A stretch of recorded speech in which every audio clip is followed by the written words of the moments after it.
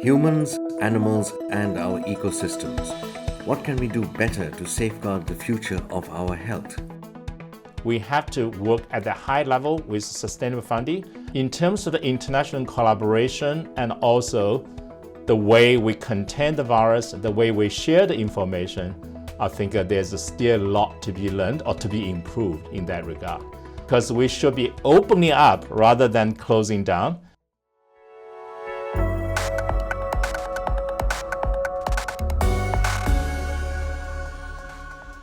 Conversations on the Future looks at larger trends and focuses on the big ideas that we should be exploring now. In this conversation, I speak with top zoonotic diseases expert Professor Wang Linfa, known in some circles as Batman, for his pioneering SARS research in 2003 when he traced the origin of the virus to bats. Professor Wang shares why understanding the relationship between humans and animals is important, as well as his opinion as to whether we are ready for the next pandemic. So I always say that COVID-19 will change the culture of pandemic preparedness and also the funding model forever. Because I have been really promoting that, because I have worked in this area for the last 30 years. And I said, you look at the military preparedness, right? For good and bad, every country takes seriously, and there's this huge budget. Singapore is no exception. It's in our DNA, to have this military preparedness and national service. And yet, for pandemic preparedness, it has never been at that level. And COVID-19 taught us a lesson is that we have to work at the high level with sustainable funding and with really transparency and regional and international collaboration.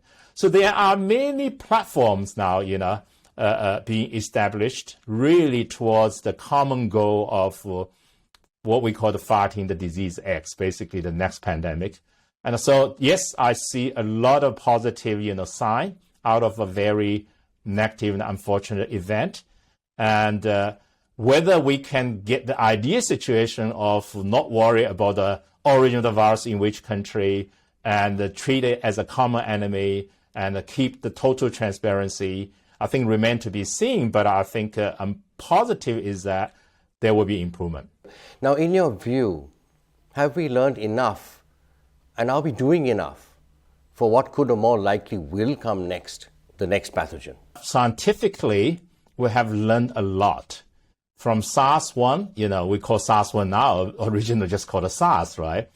And that was the end of 2002 and the beginning of 2003. And eventually, basically, the international community collaborate so well that we can declare the pandemic. In those days, we don't call it pandemic, but it is a pandemic because it spread, from southern China all the way to different continents and more than 20 countries.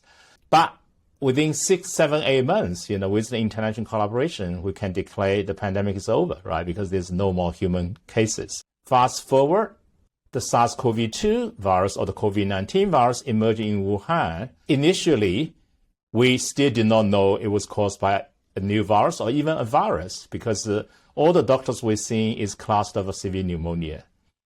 But as soon as, the virologists get onto it, and within weeks, basically 7 to 10 days, they were able to nail down to say it's a new virus, but close related to SARS-CoV-1. So scientifically, you can say we learned a lot and we can do much faster. And yet, in terms of the international collaboration and also the way we contain the virus, the way we share the information, I think there's still a lot to be learned or to be improved in that regard. SARS-CoV-2, or COVID-19 pandemic, there was so much politics involved. Really, I think the blame game, right? China versus the outside. I'm not going to here to judge, who's right, who's wrong, because I think that once you start this kind of, blame game and try to even go the extent of to say you have to pay for the world for the damage, then basically you create an environment that nobody want to be responsible, and hence nobody want you to discover virus in their nation or in their region. And that's, to me, it's very sad, because we should be opening up rather than closing down. And we should be totally doing this apolitically and really fighting the common enemy regardless of where the virus started. Absolutely, absolutely. Now, in terms of global warming, as new areas warm and start supporting more life, in the Arctic, for instance, if permafrost thaws, forests and grasslands are migrating northwards, people and wildlife will also migrate when they can. Is it inherently a more dangerous environment for our species in terms of the emergence of new pathogens? I think the evidence is growing stronger and stronger. So climate change and the global warming definitely change the ecology of, the wildlife habitat, right?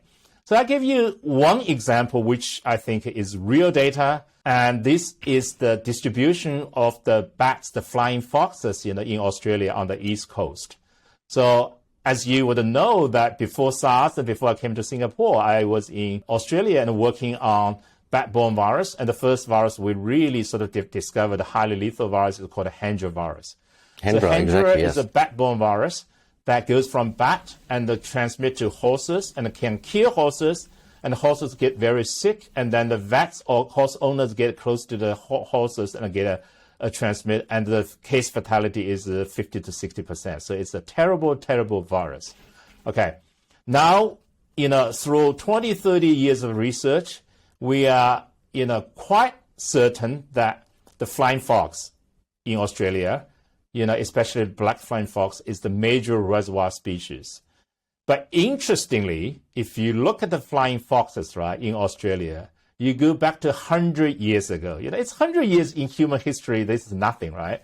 But 100 years ago, these animals have minimum chance of interact with human or livestock animal or horses because, they were more inland and more northern. In Australia, it's the southern hemisphere, right? When you're northern, you're warmer because these are kind of tropic, subtropic animals.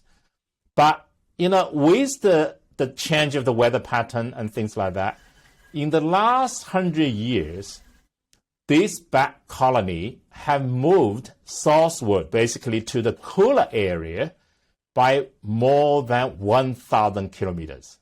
All right? Okay, wow. So the first, outbreak of this Hendra virus was in the suburb of Brisbane called Hendra, and it was in 1994. So I always say, if it's 1894, you will not have that spill over because the bats were not there. But now the bats move all the way to Sydney. All right. So this, I think, maybe is one of the clearest example, at least personally I'm involved, can say that climate change did play a role in the distribution and also close kind of a proximity of this reservoir for a highly deadly bat-borne virus. Now is much sort of widely distributed on the east coast of Australia and closer to the human population.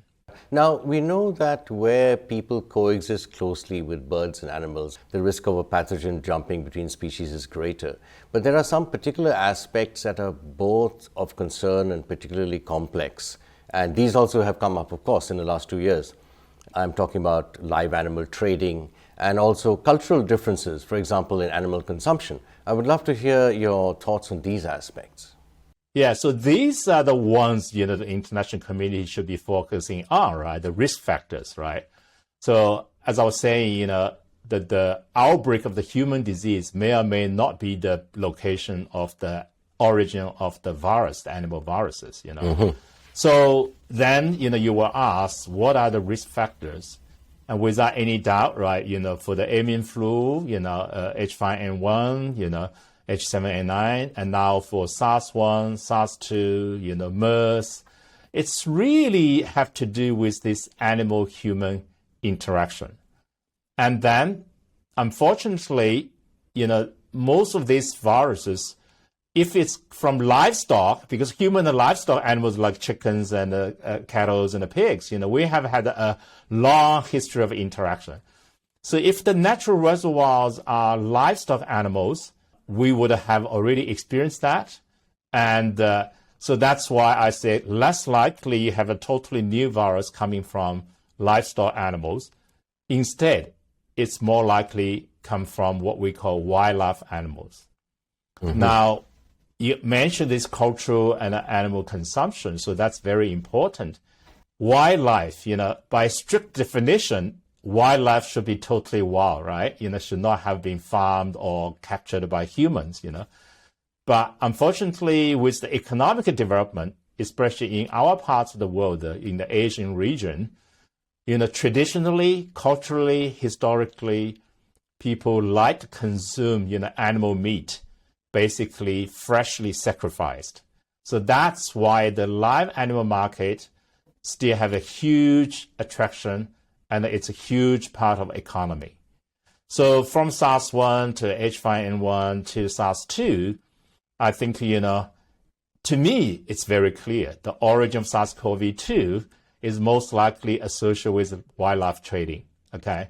And in Wuhan, everybody knows this famous market called the Huanan seafood market. I think it's a misnomer because they don't just sell seafood, they also sell, mammals and live and frozen meat there. So I think the best example to understand the complexity and also the dilemma of that aspect is during the SARS-CoV-1 pandemic or outbreak. So remember that I was one of the 8 international experts that WHO approached, went to China to investigate the origin of SARS-CoV-1, basically. So we did this mission in August 2003, is to investigate the origin of SARS-CoV-1 and early transmission event. During that mission, I was told that, in Guangzhou, Guangdong, the whole province, remember that civets was considered to be the intermediate host that transmit the virus to human. So the government actually did a, public opinion poll. In China, that's kind of rare, right? But they did it. Basically says, it's proven now the animal in the live animal market is the one that carry the virus transmit from animals to human. So the question is, one, let's basically do away with the tradition of live animal trading and reduce the risk of future outbreak. Option two is maintain the culture and take the risk. And you guess what? 79% of the residents basically said, we took option two, basically keep the tradition and take the risk. So this is how difficult it is, right? For the Western society or for people who live in areas that have never experienced the live animal market, you think it's simple, just shut down. But in areas there's 1,000 years of history, and people even in the middle of SARS-1 to say 79% to say we will take the risk. So I think it's not as simple as shut down the live animal market, because if you do that, things will get worse because you force the trading go underground. Once it's underground, the hygiene, the stress level will be high to the animal, and I will predict we actually will see more transmission and more outbreak. Fascinating. Dr. Wang Linfa, thank you so much for your extraordinary work for all of us, for humankind, and thank you for joining me in Conversations on the Future. Please stay well out there. Thank you. Thank you for the invitation.